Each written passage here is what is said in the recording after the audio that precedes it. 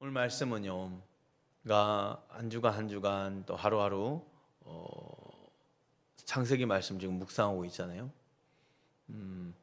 하루 이렇게 묵상하는 그 묵상 내용보다 좀 아쉽게 훅 지나가 버리는 말씀들이 있어서 이 부분 좀 더 깊게 나누고 싶다라는 것들이 있어요.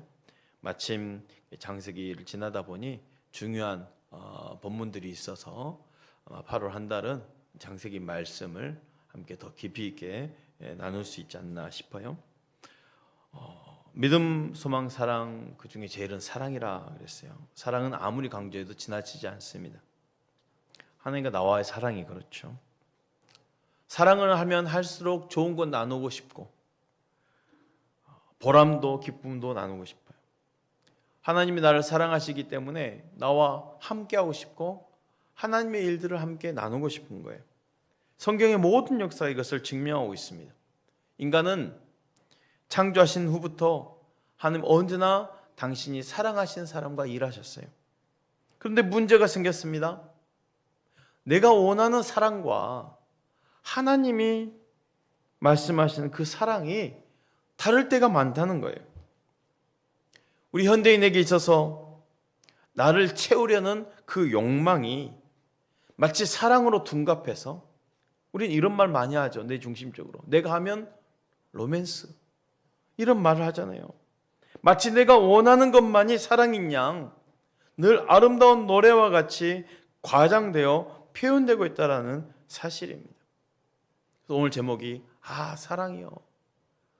마치 유행가 노래 가사처럼.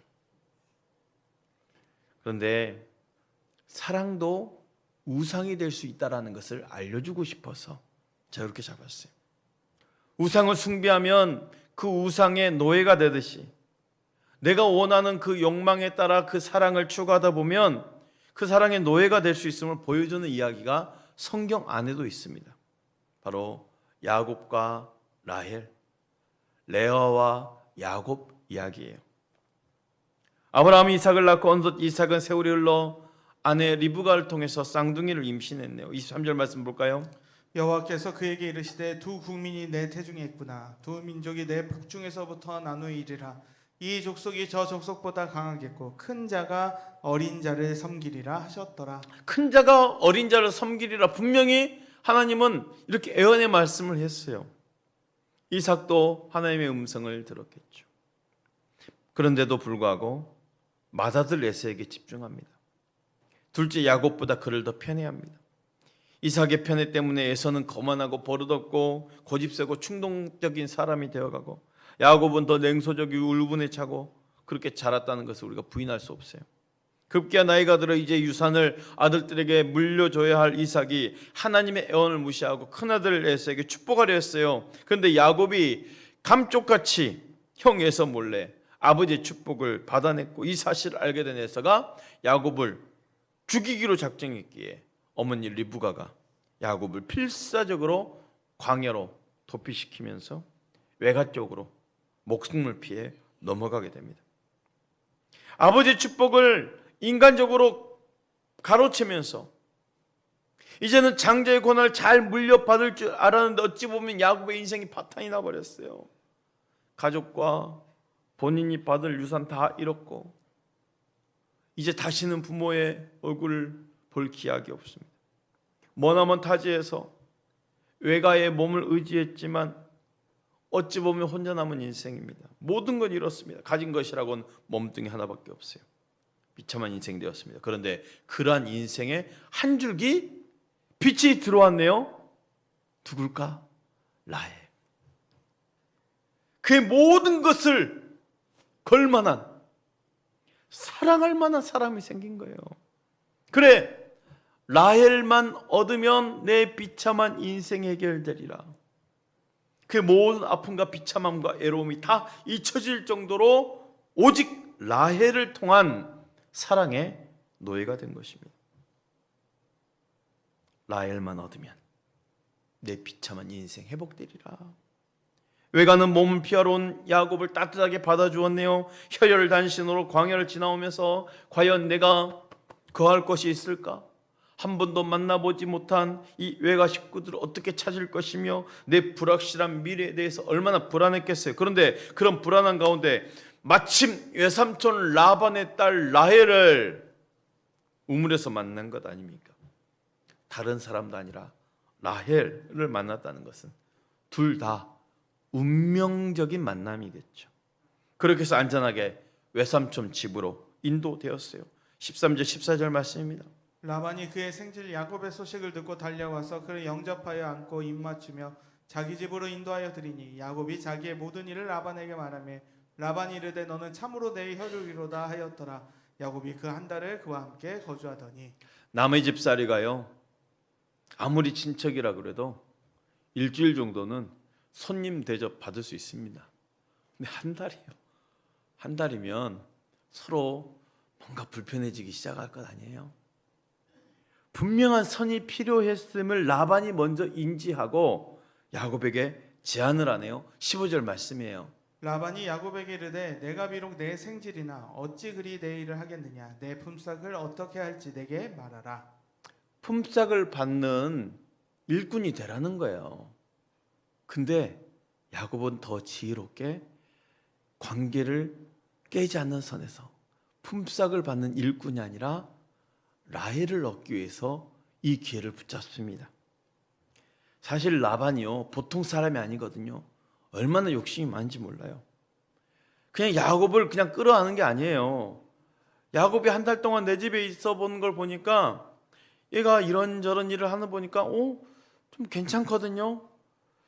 관리자다운 실력도 있는 것 같고, 그래 이 녀석을 내가 데리고 있으면 오히려 내가 유익이겠다라고 생각한 거예요. 이게 라반의 의도예요.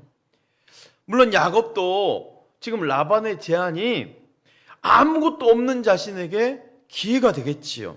그래서 야곱은 이걸 라헬을 얻을 수 있는 기회로 삼았습니다. 16절부터 18절 말씀이에요. 라반에게 두 딸이 있으니 언니의 이름을 레아요 아우의 이름은 라헬이라. 레아는 시력이 약하고 라헬은 곱고 아리따우니 야곱이 라헬을 더 사랑함으로 대답하되 내가 이 외삼촌의 작은 딸 라헬을 위하여 외삼촌에게 7년을 섬기리이다. 17절 한번 띄워주십시오. 레아는 시력이 약하고 라헬은 곱고 아립다우니. 얼마나 예쁘면 곱고 아립답다가 있을까? 이 히브리어 원문을 그대로 직역하면 아주 더 노골적인 표현입니다. 라헬은 몸매도 좋고 외모도 예쁘기까지 했다라고 되어 있어요. 한마디로 야곱이 지금 라헬을 처음 볼 때부터 아주 상사병이 날 정도로 첫눈에 반해버린 거예요. 사실 야곱이 신배값으로 제시한 7년치의 그 품삯은요, 당시의 통화 가치로 따진다면 엄청난 액수입니다. 그런데도 그는 라헬에 대한 사랑에 노예가 되니까 우리가 잘 알고 있는 성경 문장이 있죠. 7년을, 그렇죠, 7년을 그냥 며칠 지나듯이 보낼 정도로. 20절 21절 말씀. 야곱이 라헬을 위하여 7년 동안 라반을 섬겼으나 그를 사랑하는 까닭에 7년을 며칠같이 여겼더라. 야곱이 라반에게 이르되 내 기한이 찼으니 내 아내를 내게 주소서. 내가 그에게 들어가겠나이다. 7년을 며칠같이 여겼더라. 우리는 이 부분을 보면서 야, 그래 사랑하면 그 긴 횟수도 이렇게 빨리 지나갈 수 있구나 하고 아름답게 그냥 넘겨버려요. 그리고 성경도 얼마나 빨리 넘어갑니까? 7년을 며칠같이 여겼더라. 그리고 바로 그냥 7년이 지나가 버렸어. 바로 그 다음 절이 내 기한이 찼으니 주세요. 얼마나 빠르면. 근데 보세요. 그 7년을 오직 누구 얻기 위해서? 라헬 얻기 위해서 모든 것을 건 거예요. 그렇게 7년이 지나니까 드디어 야곱이 라반에게 말하네요. 내 기한이 찼으니 내 아내를 내게 주소서. 내가 그에게 들어가겠나이다. 이건 상당히 노골적이고 생생한, 어찌 보면 성적인 대화입니다. 더 정확히 표현은 이렇습니다. 어르신의 딸과 어서 첫낮밤 치르고 싶습니다. 당장 주십시오. 지금 야곱이 이렇게 열정적으로 열망에 달아오른 이유는 뭘까? 그만큼 야곱이가 삶이 공허했거든요. 아버지 사랑받지 못했습니다. 어머니 사랑 잃었습니다. 하나님의 사랑, 보호 더 잊혀진 지 오래요.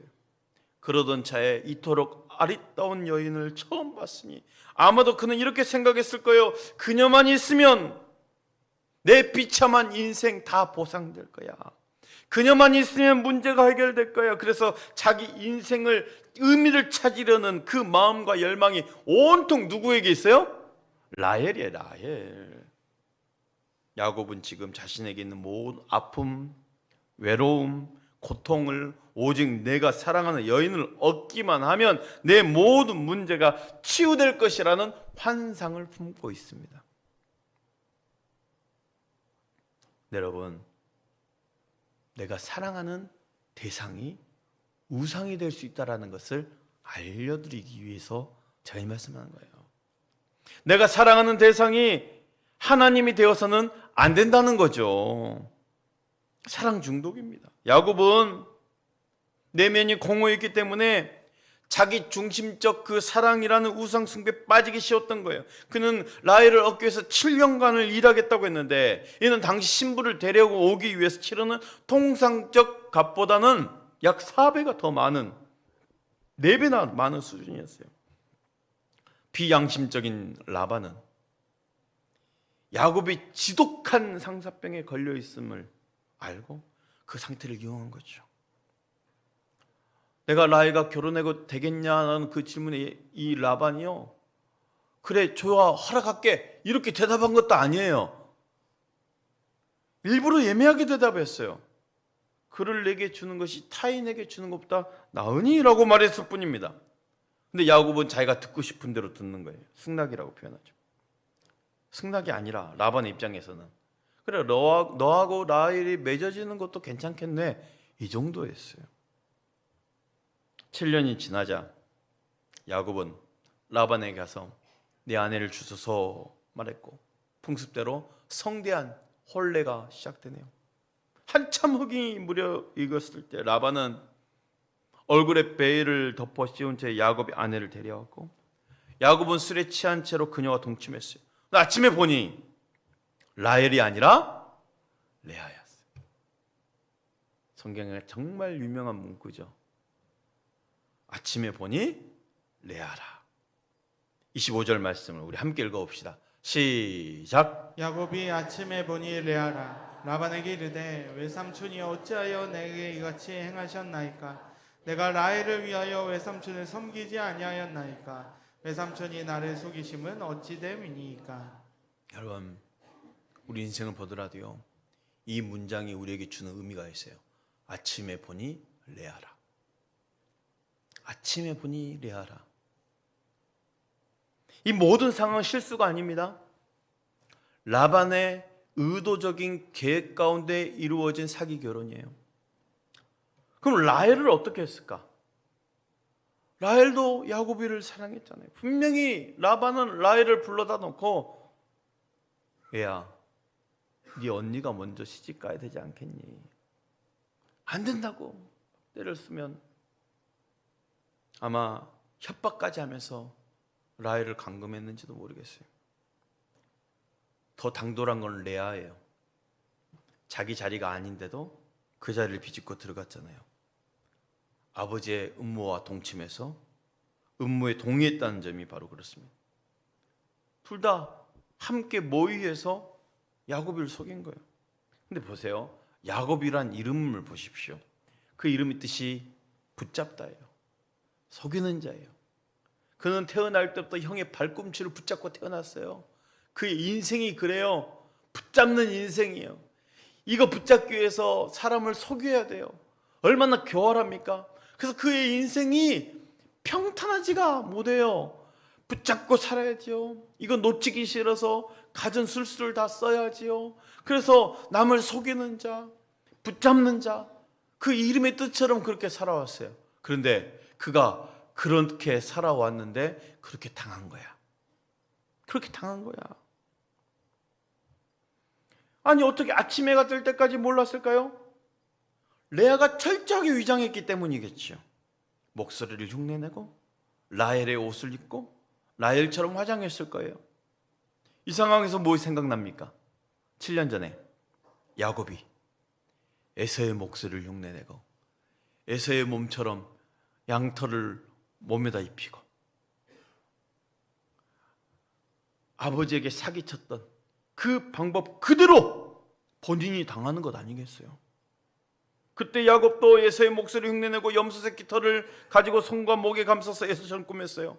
거기다가 에서의 옷을 입었어요. 그리고 집에 있는 염소새끼를 구워다가 마치 사냥해서 잡은 고기처럼 아버지를 속였습니다. 지금 야곱은 똑같이 당하고 있는 거예요. 야곱은 7년을 오직 라헬을 위해서 애삼촌을 섬겼는데 드디어 라헬을 얻었는데 히브리어 지각하면 아침에 보니 레아더라. 아침에 보니 레아였다. 한 주석가가 이 구절에 대해서 에덴 동산 이후에 인류가 경험해 온 환멸의 축소판이라고 했어요. 아침에 보니 레아다. 무슨 뜻일까?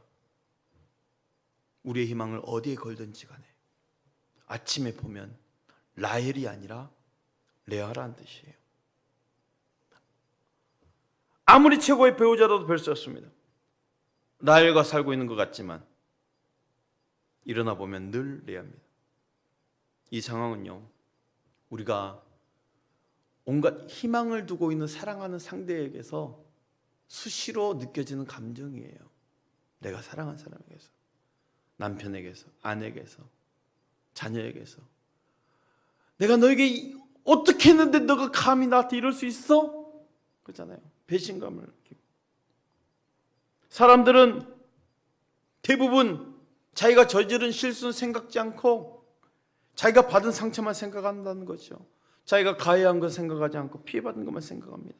에스겔은 라반에게 속아서 사랑하지 않는 여자 레아와 결혼을 하고 불행한 출발을 한 야곱은 거기서 굴복하지 않고 다시 라헬을 얻기 위해 7년을 더 일하네요. 27절 28절 말씀입니다. 이를 위하여 7일을 채우라. 우리가 그도 내게 주리니 내가 또 나를 7년 동안 섬길지니라.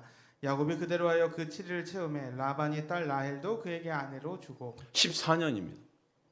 아니 야곱이가 어떻게 이렇게 라반의 말을 잘 들을까? 여러분 이런 부분도 생각해 보셨나요? 지금 이 사랑, 자기 중심적인 욕망과 사랑이 제가 우상이라고 말씀드리고 있어요. 자기 중심적인 이 사랑이 여러모로 마약처럼 작용을 해서 삶의 현실을 도피하게 만들어버려요. 야곱은 이미 중독자와 다름없어요. 무슨 말입니까? 우상 숭배는 사람을 노예로 만들잖아요. 야곱은 자기가 지금 사랑하고 있는 이 사랑에 대한 중독에 의존에 빠뜨려서 조종당하기 쉬운 사람이 되어버렸어요. 너 이렇게 네, 나 7년 할게요. 너 다시 7년 해. 네, 나 다시 7년 할 거예요. 오직 이 라헬만 얻으면 된다라는 생각 때문에 지금 본인이 지혜로운 선택을 할 수 있는 상태가 아닙니다. 그냥 라헬은 단순히 아내가 아니라 자기에겐 구세주나 다름없어요. 그녀를 어찌나 애절하게 원하고 필요로 했든지 자기가 듣고 싶은 말만 듣고 보고 싶은 것만 보는 거예요. 그래서 14년을 라반에게 속아서 넘어갔던 거예요. 야곱이 라헬을 우상으로 섬기듯이 그렇게 집중한 나머지 수십 년간 집안의 우환이 끊이지 않습니다.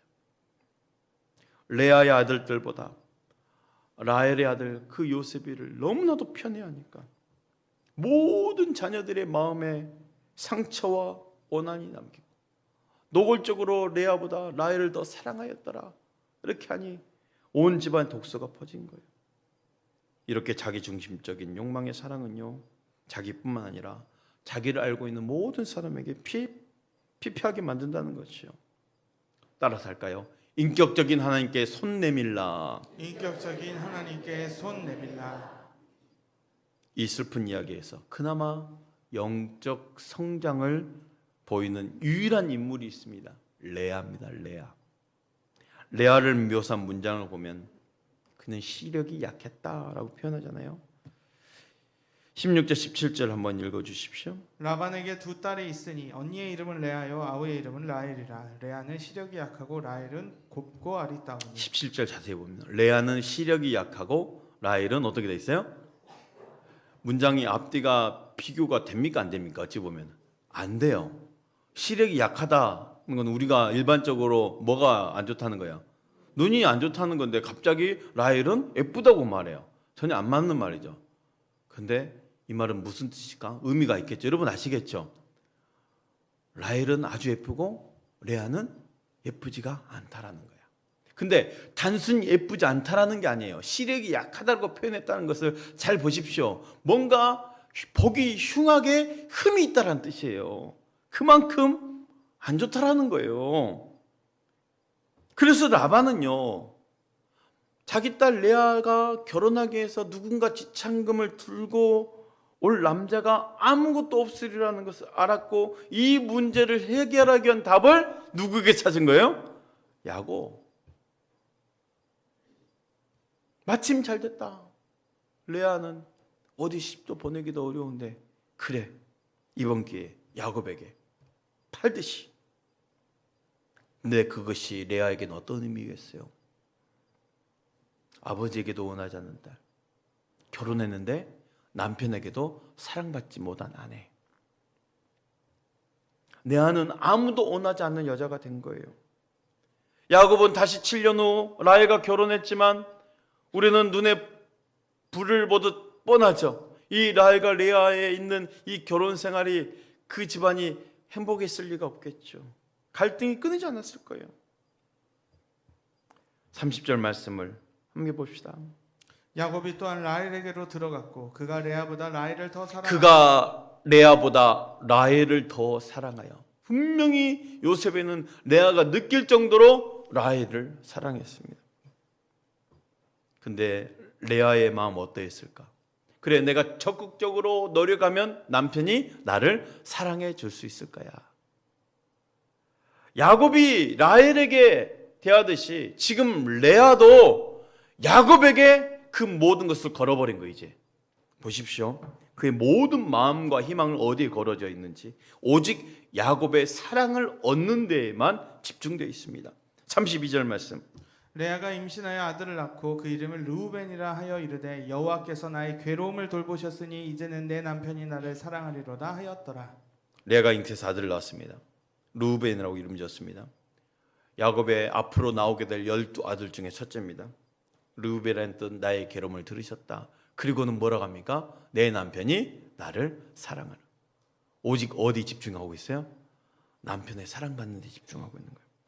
그러나 남편은 자신에게 돌아오지 않죠. 다시 한번 좌절과 실망을 겪지만 또 응답하시면 하나님이 33절 말씀. 그가 다시 임신하여 아들을 낳고 이르되 여호와께서 내가 사랑받지 못함을 들으셨으므로 내게 이 아들도 주셨도다 하고 그의 이름을 시므온이라 하였으며. 내가 사랑받지 못했음을 하나님 들으셨다. 지금 온통 남편의 사랑받는 것만 집중하고 있어요. 여전히 야곱이 둘째를 낳아도 돌아오지 않는 거죠. 하나님 응답이 계속됩니다. 34절 말씀. 그가 또 임신하여 아들을 낳고 이르되 내가 그에게 새 아들을 낳았으니 내 남편이 지금부터 나와 연합하리로다 하고 그의 이름을 레위라 하였으며. 셋째 아들을 낳으면서도 이제 내 남편이 나와 연합하리로다. 오로지 지금 남편의 사랑을 받는 거에 집중하고 있는 거예요. 레아도.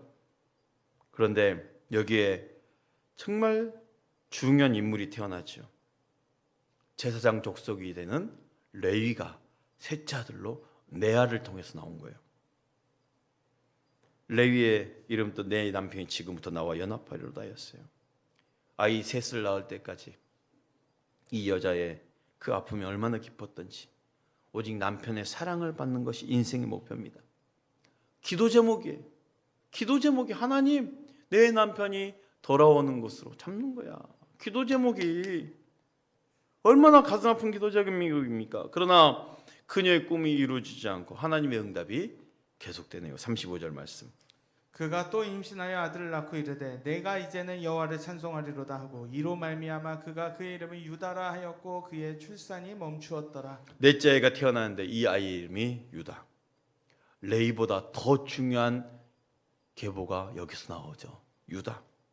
메시아의 계보를 이을 가장 중요한 기도 응답이 싹이 유다입니다. 유다를 통해서 다윗이 나오고 솔로몬이 나오고 메시아 예수 그리스도가 오시는 거예요. 그런데 보세요. 유다를 낳고서는 레아의 마음에 변화가 일어났어요. 그녀의 고백을 보십시오. 35절 한번 띄워주시고요. 그녀의 고백이 이렇습니다. 이제는 여호와를 찬송하리로다. 내가 이제는 여호와를 찬송하리로다. 따라서 할까요? 내가 이제는 내가 이제 여호와를 찬송하리로다. 여호와를 찬송하리로다. 여호와를 찬송하리로다. 여호와를 찬송하리로다. 유다를 낳고 레아의 마음에 변화가 일어나. 그녀의 고백은 내가 이제는 여호와를 찬송하리로다. 그리고 출산이 멈췄다라면서 기도 응답의 마침표가 찍어지는 거예요. 드디어 그녀가 기도를 통해서 일하시는 하나님의 마음속으로 들어간 거예요. 지금까지 본인의 기도는 어떤 거였어요? 하나님을 끌어오는 거였어요. 하나님을 끌어와서 내 남편이 나를 사랑하게 해주세요라는 게 계속 기도 제목이에요. 그런데 넷째를 낳고 나서 드디어 하나님의 마음으로 들어가요. 내가 이제는 여호와를 찬송하리로다. 지금까지는 제발 내가 사랑받게 해주세요. 그런데 이제는 하나님께 향합니다. 하나님의 일하심을 보기 시작하는 거예요. 여기에 우상 숭배를 이기는 놀라운 힘이 있습니다. 레아가 넷째 아들 유다를 낳은 후 그녀의 고백입니다. 내가 이제는 여호와를 찬송하리로다. 창세기 49장을 보면 먼 훗날 진정한 왕이신 메시아가 바로 유다를 통해서 오신다 했어요. 하나님은 지금 아무에게도 사랑받지 못하고 있는 여자를 찾아오셔서 그녀를 예수님이 낳으실 계보의 조상으로 삼아주신 것입니다. 마태복음의 족보를 보더라도요, 야곱은 유다와 그 형제를 낳고라고 기록되어 있어요. 마태복음 1장 2절 말씀 한번 보십시오. 아브라함이 이삭을 낳고 이삭은 야곱을 낳고 야곱은 유다와 그의 형제를 낳고, 사실 야곱이 낳은 첫째 아들은 누구예요? 르우벤입니다. 근데 르우벤을 낳았다고 기록하지 않습니다. 12아들 중에 그 당시로는 가장 중요한 아들 누굽니까? 요셉이죠. 요셉 이야기도 없어요. 오로지 메시아 계보니까 유다 이야기예요. 유다와 그 형제를 낳고. 세상의 구원을 임한 통로는요, 아리따운 라헬이 아니라 아무도 원하지 않는 사랑받지 못한 레아였다는 거예요. 하나님은 아무도 원하지 않는 사람, 연약하고 사랑받지 못한 이들을 사랑하신다는 것을 믿으시길 바랍니다. 레아가요, 그래도 자기 중심으로 기도했다 해도요, 하나님을 찾고 기도해요. 사실 하나님, 내 남편이 내게 돌아오게 해주세요. 하나님, 내 남편이 나와 연합하게 해주세요. 하나님, 내가 남편에게 사랑받지 못하고 있어요. 그러다가 이제 하나님 마음으로 들어갔잖아요. 하나님 찬양합니다. 그러니 보세요, 레아에게서 이 12아들 중에 정말 중요한 계보가 2명이나 탄생해버려요.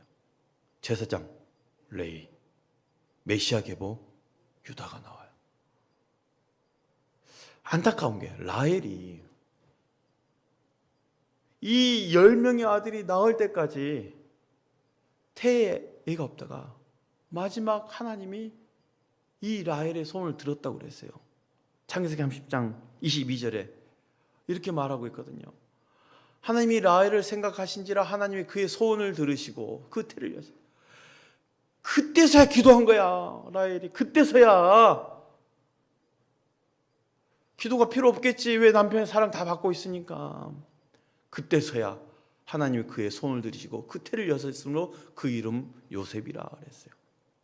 저는 이 성경을 보면서도 그 안타까운 마음이 그거야. 아, 우리 라헬이 조금만 더 빨리 기도했으면 얼마나 좋았을까. 그 생각도.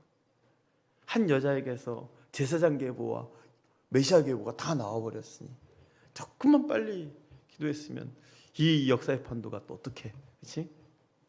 한쪽은 제사장, 한쪽은 메시아 이렇게 나왔으면 얼마나 좋겠어요. 물론 요셉을 통해서 구원의 역사가 또 이루어진 하나님의 은혜가 있었지만 말이죠. 라헬인 줄 알았는데 아침에 보니 레아더라. 어찌 보면은 우리 인생을 표현한 거예요. 내가 사랑하는 대상이 다 라헬처럼 느껴지지만 내가 사랑하는 사람을 통해서 다 실망을 느끼는 게 우리 인생입니다. 그러니 아침에 보면 레아더라가 맞습니다. 우리 인생의 자기 중심적 사랑이 결국 무엇인지를 보여주는 문장이 아침에 보면 레아더라예요. 마치 드라마처럼 야곱과 라헬의 그 사랑을 이루기 위한 결말인 것처럼 생각해서 우리는 라헬을 더 아름답게 묘사하곤 하지만 이 사랑 이야기에 사실 정상적인 사람이 없어요. 최고의 라헬이라고 생각하지만 아침에 보면 레아인 것처럼 가장 큰 실망을 얻게 되는 게 내가 사랑하는 내 사랑의 대상 아닙니까? 그러나 사랑하는 성도 여러분, 우린 정말이지 지혜롭게 사랑할 수 있기를 바랍니다. 내 중심적 사랑에는 그 우상 숭배는 야곱의 삶뿐만 아니라 그를 알고 있는 모든 사람, 레아와 라헬 그리고 그의 아들들 자녀들 다 상처를 받았어요. 야곱뿐만 아니라 레아도 사랑의 우상에 빠졌었죠. 자기 자신이 될 수 있는 모든 것을 남편에게 건 거예요. 남편의 사랑받는 것에. 그래서 아들을 낳을 때마다 이제는 남편이 나를 사랑할 것이다. 이제는 남편이 나에게 돌아올 것이다. 내가 남편과 연합할 것이다. 그런데 결국 이 사랑의 우상의 해결점은 진짜 사랑의 대상 하나님을 만나는 데 있다라는 것입니다. 상대방을 이용해서 내 자아상을 살리는 것이 아니라 상대방을 있는 그대로 사랑해 주면서 위로함은 하나님께 받는 거예요. 내 배우자를 덜 사랑하느라는 게 아닙니다. 내 결혼 생활에, 내 가정에 하나님이 계셔야 된다는 거예요. 그래야 배우자를 사랑할 수 있는 거예요. 진짜 사랑은 하나님께로부터 받는 거지요. 아, 사랑이요 하며 노래 가사처럼 사랑이 웃고 울고 하는 것이 인생이 아닙니다. 진짜 사랑은 하나님께 있습니다. 우리 요한일서 4장 10절 11절 함께 읽고 말씀 마칠까요? 시작. 사랑은 자들아, 영을 다 믿지 말고 오직 영들이 하나님께 속하여 아닙니다. 사랑 요한일서 4장 10절 11절 사랑은 여기 있으니 우리가 하나님을 사랑한 것이 아니요 하나님 우리를 사랑하사 우리를 속하게 한 목적으로 그 아들을 보내셨습니다. 따라합시다. 사랑하는 자들아, 하나님이 이같이 우리를 사랑하셨은즉 우리도 서로 사랑하는 것이 마땅하도다. 아멘.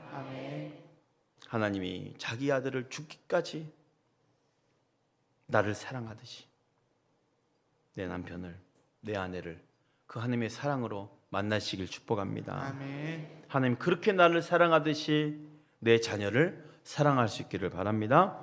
하나님이 같이 우리를 사랑하셨은즉 우리도 서로 사랑하는 것이 마땅합니다.